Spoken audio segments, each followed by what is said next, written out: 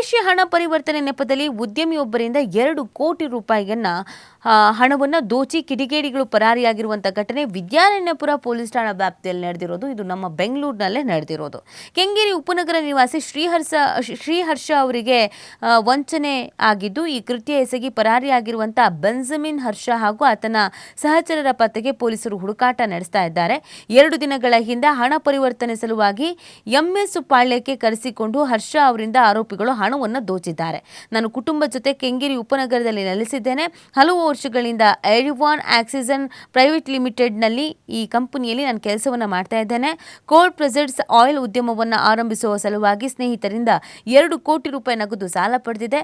Germany ದೇಶದಿಂದ ಯಂತ್ರೋಪಕರಣ ಖರೀದಿಗೆ ಆ ದೇಶ ಕರೆನ್ಸಿಗೆ ಪರಿವರ್ತನೆಗೆ ಸಂಬಂಧ ಸ್ನೇಹಿತ ಪ್ರಕಾಶ್ ಅಗರ್ವಾಲ್ ಹಾಗೂ ರಕ್ಷಿತ್ ಅವರಿಗೆ ತಿಳಿಸಿದ್ದೆ. ಬಳಿಕ ಈ ಗೆಳೆಯರು ಮುಖಾಂತರವಾಗಿ ನಾರಾಯಣ್ ಭರತ್ ಎಂಬಾತ ಪರಿಚಯ ಆಗ್ತಾನೆ. ಆನಂತರ ನನಗೆ ಬೆಂಜಮಿನ್ ಹರ್ಷ ಸಂಪರ್ಕ ಬೆಳೀತು ಅಂತ ದೂರಿನಲ್ಲಿ ಹರ್ಷ ತಿಳಿಸಿದ್ದಾರೆ. ಸೊ ಏನಿದು ಪ್ರಕರಣ ಅಂತ ನಾವು ನೋಡೋದಾದ್ರೆ, 2 ದಿನಗಳ ಹಿಂದೆ ನಗರದ ವಿದ್ಯಾರಣ್ಯಪುರದ ಎಂಎಸ್ ಪಾಳ್ಯದಲ್ಲಿ ಒಂದು ಘಟನೆ ನಡೆಯುತ್ತೆ.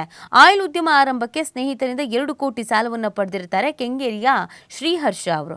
ಜರ್ಮನಿಯಿಂದ ಯಂತ್ರ ಖರೀದಿಗೆ ಕರೆನ್ಸಿ ಪರಿವರ್ತನಾ ಸಂಬಂಧ ಸ್ನೇಹಿತೆಗೆ ತಿಳಿಸ್ತಾರೆ. ಬಳಿಕ ಗೆಳೆಯರ ಮುಖಾಂತರವಾಗಿ ನಾರಾಯಣ್ ಎಂಬಾತನ ಪರಿಚಯ ಆಗುತ್ತೆ. ನಂತರ ಬೆಂಜಮಿನ್ ಸಂಪರ್ಕ ಆಗುತ್ತೆ. ಪೂರ್ವ ನಿಗದಿಯಂತೆ ಬೆಂಜಮಿನ್ ಅವರಿಗೆ ನೀಡಿದ ಹಣ ಎಣಿಕೆ ಮಾಡ್ತಾ ಇದ್ರು.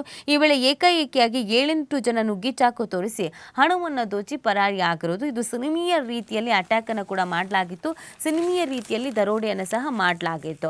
ಸೊ ಆ ಹಿನ್ನೆಲೆಯಲ್ಲಿ ಪೊಲೀಸರಿಗೂ ಮಾಹಿತಿಯನ್ನು ನೀಡಲಾಗಿತ್ತು. ತನಿಖೆಯನ್ನು ನಡೆಸಲಾಗ್ತಾ ಇತ್ತು. ತನಿಖೆಯ ಸಂದರ್ಭದಲ್ಲಿ ಏನೇನಾಯಿತು, ಯಾರ್ಯಾರು ಪ್ಲಾನ್ ಮಾಡಿಕೊಂಡ್ರು, ಹೇಗೆ ಹಣವನ್ನು ದೋಚಿದ್ರು ಅನ್ನೋದ್ರ ಬಗ್ಗೆ ಇದೀಗ ತನಿಖೆಯನ್ನು ನಡೆಸಲಾಗ್ತಾಗಿದೆ.